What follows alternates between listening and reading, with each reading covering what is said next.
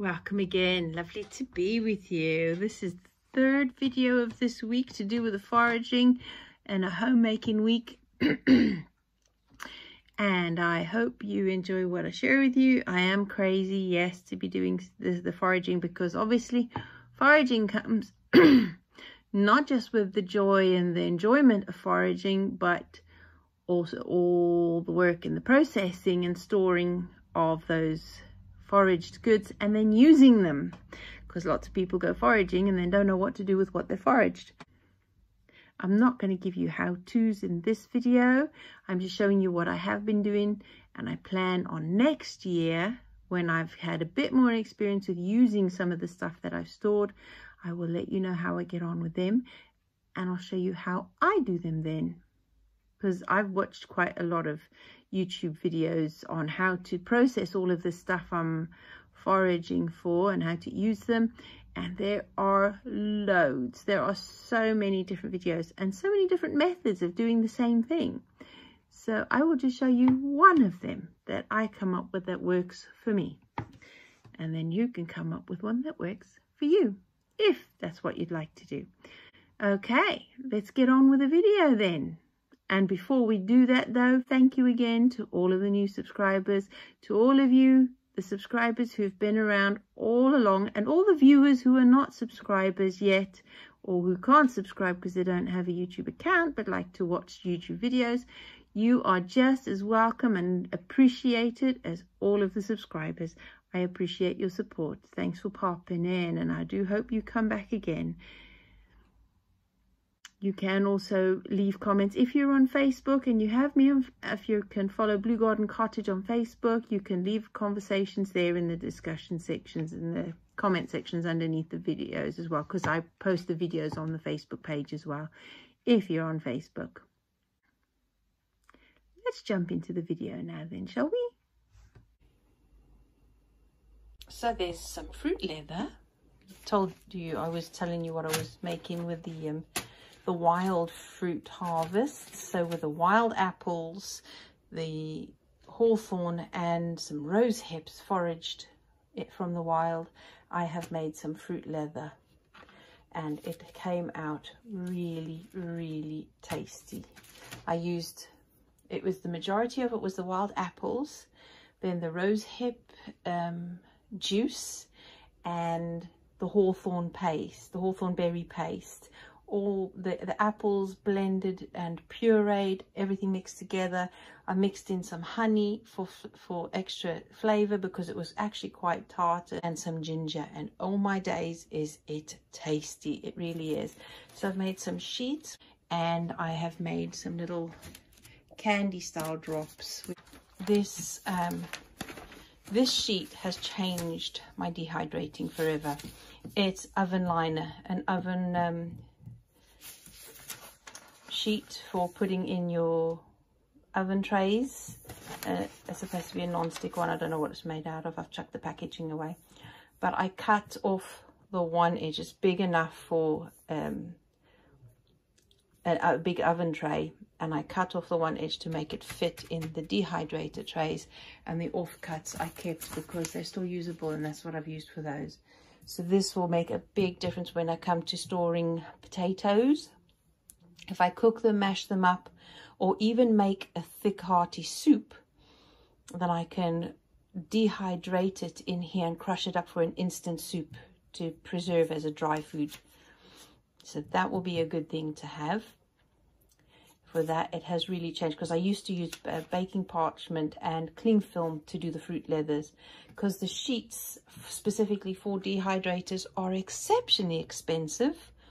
There's no way I was forking out for that. So one day I had the idea, when I saw the liners, I thought, oh, I wonder if I could use that in the dehydrator. So this was the first test, and it didn't seep through the fabric at all, and it just peeled off really nicely. So that is now my favorite way. It was a make-do solution, as everything is in this house, a make-do solution for drying more liquid stuff in the dehydrator. And I can't wait to use those sheets to try out making my own instant soup and mashed potatoes. I'll let you know when I get that done. The sloe berries and the other hawthorn berries I have stored in the freezer for use another day, because I've still got some of the elderberry, aronia berry, and a couple of sloe in there in the syrup that I made for a winter tonic. So I've still got some of that left, so I won't make a fresh batch until that's almost finished, so that it would last longer.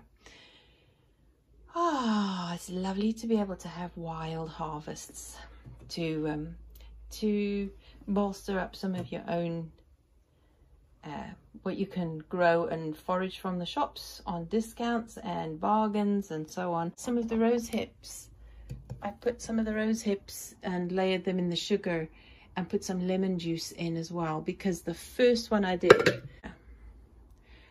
that, and the instructions said to turn them upside down so that the syrup can get through to all of them, and then turn them back around again.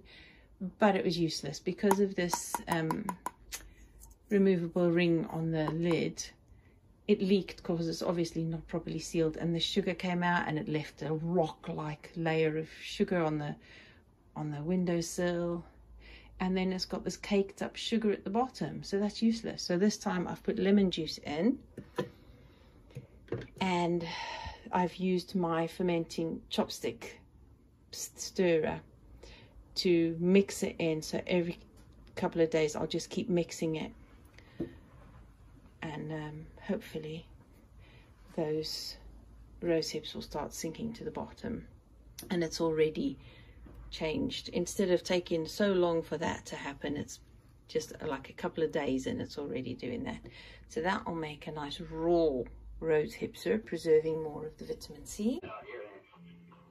Very time consuming thing. I don't blame you for feeling the way you do, but right now It becomes awful lot easier than this. Yeah, it's probably the reason why it fell out of popularity with people foraging.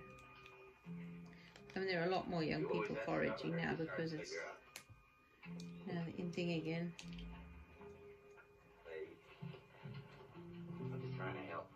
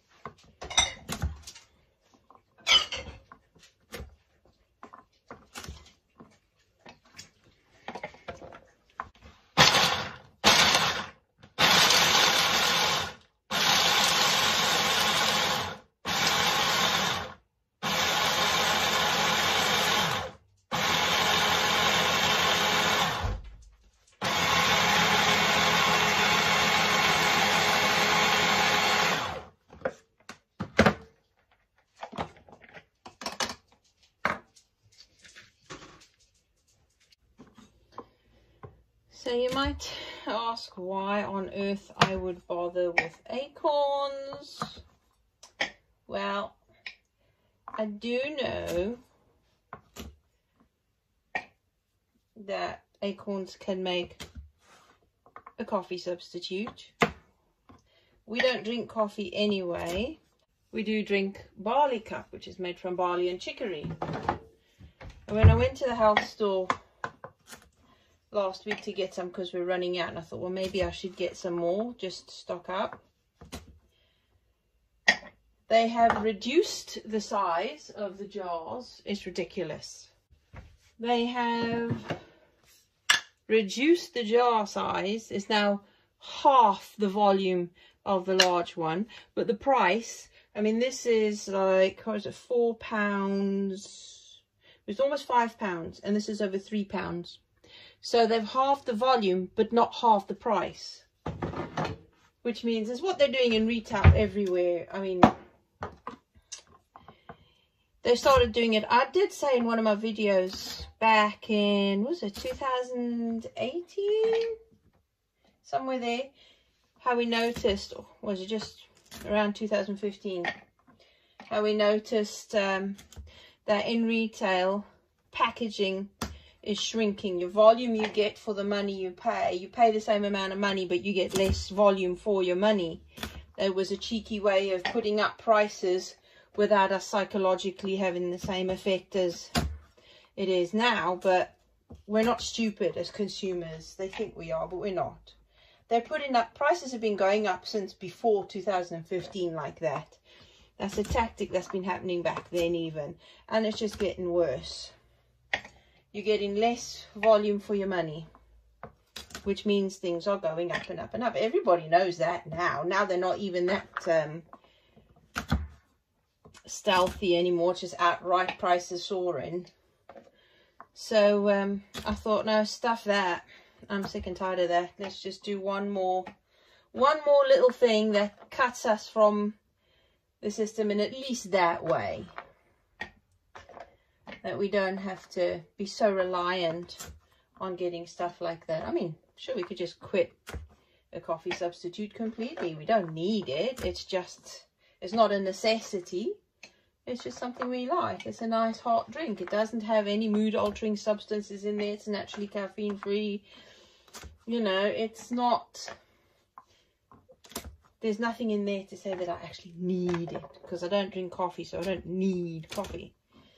And I don't need barley cup or even chicory or dandelion coffee, which is another thing. But I don't have any dandelion roots to hand to make my own dandelion coffee, but I will. Next year I'll be storing dandelion roots. I'll be processing them as well next year for the same purpose. But as I was researching how to use acorns, and we found some really good stonking big acorns. So as I was researching how to use and process acorns, where's my train of thought gone? I'm chopping and trying to mind my fingers. I don't have to chop these. I'm just making it a little easier for my blender, mini blender, because that's the only blender I've got. Anyway, what was I saying? I mean, it's a nice thing. It's a psychological thing, isn't it? It's a comfort, really.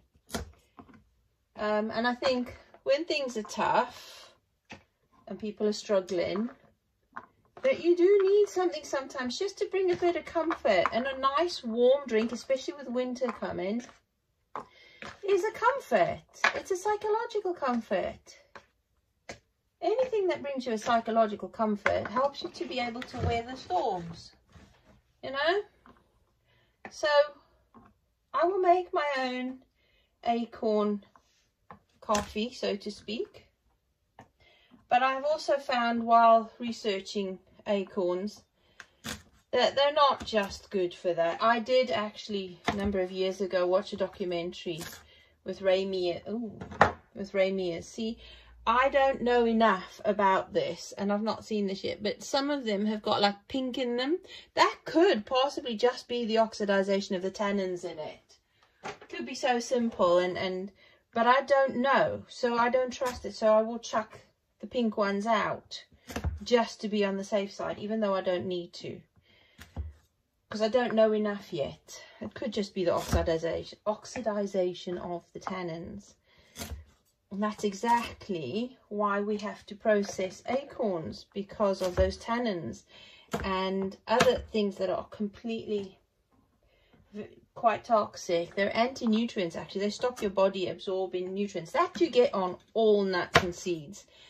That's why you're supposed to soak your nuts and seeds before you eat them, and your pulses, because they have this anti-nutrient thing on that can stop your body absorbing nutrients. But with acorns, it's right, you know, it's right the way through. It's not just coated in it. And so got these nasty tannins that make it exceptionally bitter. So you have to process them and you have to treat them, which is exactly what I'm doing. Now, I'm not going to give you a how-to, because there are people far more qualified and experienced. And instead, I'm just going to put a link in the description box below for a website and a YouTube channel that are absolutely fantastic where this is concerned. So I don't need to tell you how to do that. They can, and they do a much better job. So hang on a second. I'm going to blitz these up now to make a very coarse cornmeal or bulgur wheat type consistency. Look how brown that is. That's from the tannins. Excuse me now. I might just turn the volume off for this section.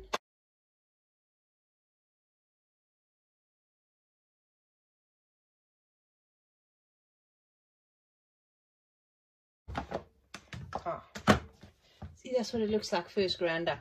And within a minute or so, it turns that brown color because of the tannins. That's what we're trying to get rid of most of as far as possible. These I will have to wash very, very well. And that mini blender is the only blender I've got. I had a bigger one before, but it packed up and I couldn't afford to replace it. But I had a little one. I'm going to have to wash my hands now too. I had that little one, and in fact that little one is far more powerful than a normal blender. And it can actually properly puree things that I want pureed, fruit that is. Whereas a blender never pureed properly. So that mini blender has been perfect. It does take longer and take more batches of, you know, blending, but it does the job perfectly. So there you go. That's not a bad volume for the amount of acorns that we gathered. So now I'm going to soak that in water, stir it up, and in a few hours drain it, change the water, drain it and change it, and that will go on until the water is much clearer and there are no more tannins coming out. Apparently we grind it up so that there's more surface area to rid of the tannins, and that can go on for anything between 5 and 10 days. I'm willing to do that to make my own coffee substitute.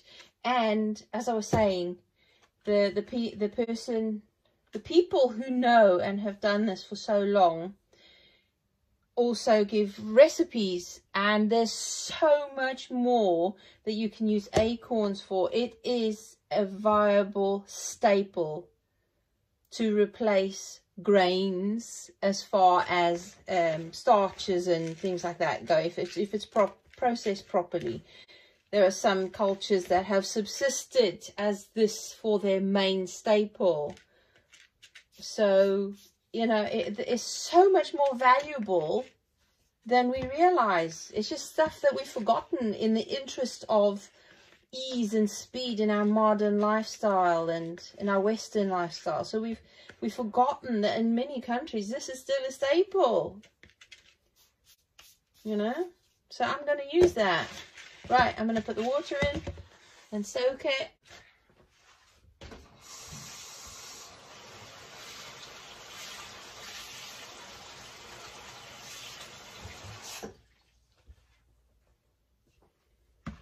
Already you can see all that murk.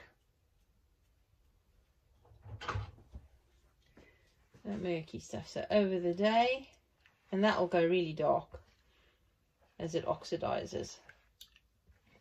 Yeah, so over the day, let it settle to the bottom, drain off the fluid, put clean water in. Actually, I shouldn't use tap water because of the chlorine.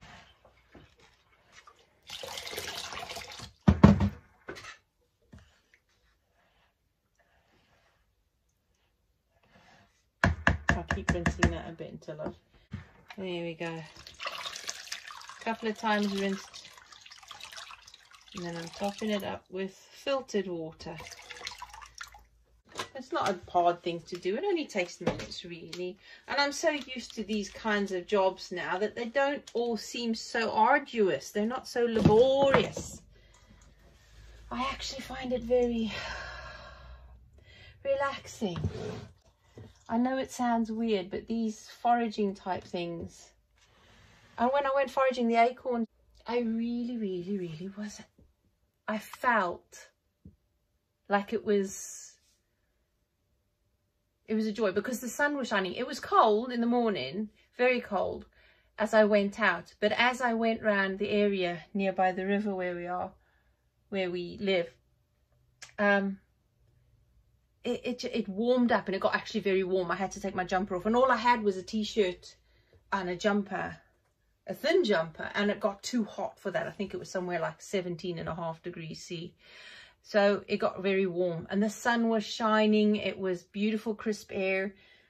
And then it got warm, and I was just enjoying being in nature, and there wasn't that many people around. It was eerily quiet for birds. There's still not enough birds around. It's still scary where the birds are concerned, especially since where I was a wild fledgling woodland slash wetland kind of area. So there should be a lot more wildlife, especially in the autumn.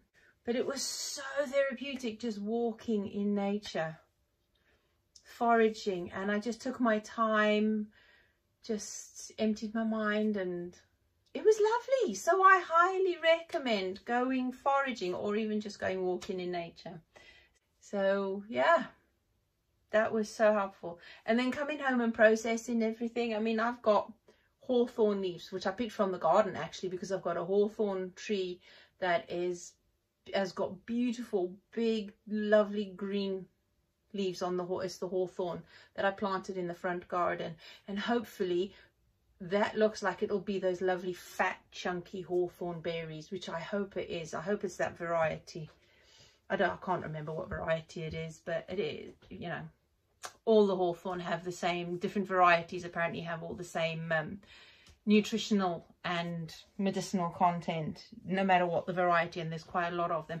I'll put another link in the description box actually for another YouTube channel of a wonderful herbalist I've been following for very many years.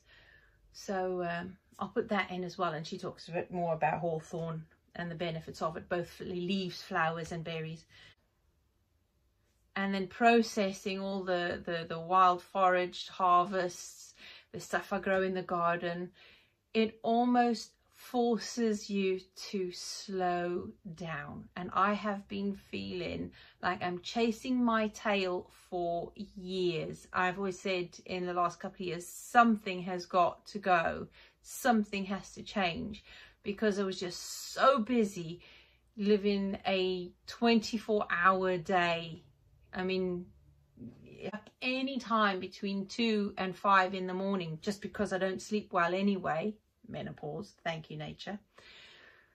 And then I'd be going until minimum 10 o'clock at night. I sit down maybe for an hour in a day. The rest of the day is up and down and busy, unless I'm writing or studying, and then that's only for an hour at a time or so, because I don't get much more time than that.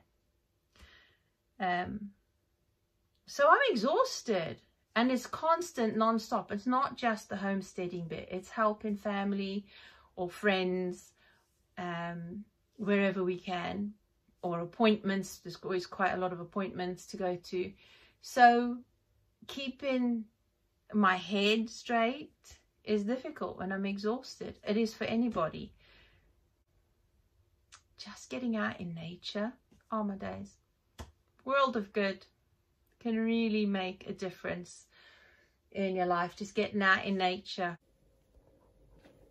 So this is just 2.5 days after soaking and rinsing and pouring off and changing the water constantly every couple of hours, last thing at night and first thing in the morning. And then, like I said, every couple of hours during the day, just changing the water for new ones. All the tannins are almost completely gone now. So I think by tomorrow, as long as I keep changing the water today, by tomorrow, the water will be completely clear and all the tannins gone from the ground up acorns.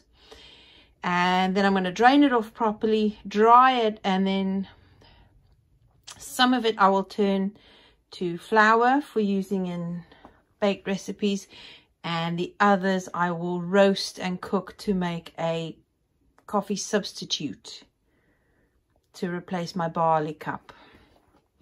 So I'll experiment and see how that goes, and I'll let you know how I get on with that. But I'm really surprised, because they said 3 to 5 days of rinsing to get rid of all the tannins, but it's already, after 2.5 days, doing really well. So I think by tomorrow night of all the rinsing, that'll be done. And then these are some of the chestnuts that I foraged the other day. They're not ready yet. They're not really. That's why I said I think by next week they should be ready. So I shall process these. I'm going to leave these to dry a bit more, and then I'm going to process them later on. And next week when we get a dry day, as long as it's in the early part of the week, I can go and see if I can forage some more and see if they're doing any better.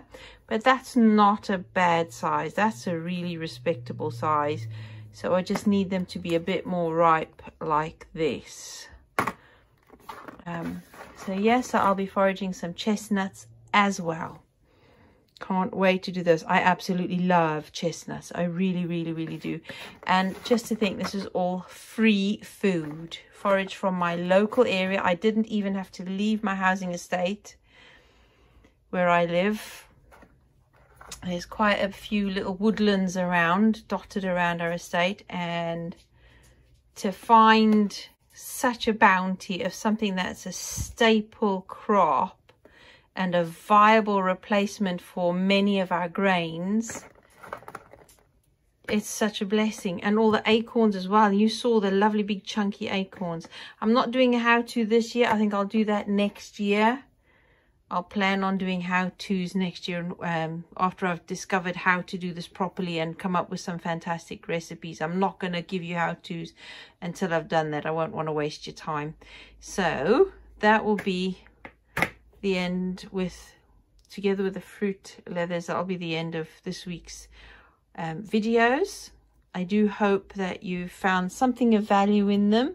If you have, please do like, subscribe and share as usual. Give us some comments in the section below. Have you ever been foraging? Or if you have you recently been foraging? What are you foraging right now in your area? I mean, I don't go for the mushrooms because I don't have much here. We found that chicken of the woods back in late summer, and that's the only ones we found that were any use to us. So let me know in the comment section below. Have you been foraging? Have you ever foraged? What is there you like or dislike about foraging? Let's have a lovely conversation about those. All right, folks, until next week, which is a craft week. I have no idea what I'm going to be sharing with you then, because we haven't actually had a chance to do much, but we will do something. So until next week, have a good few days. Take care, folks. Bye-bye.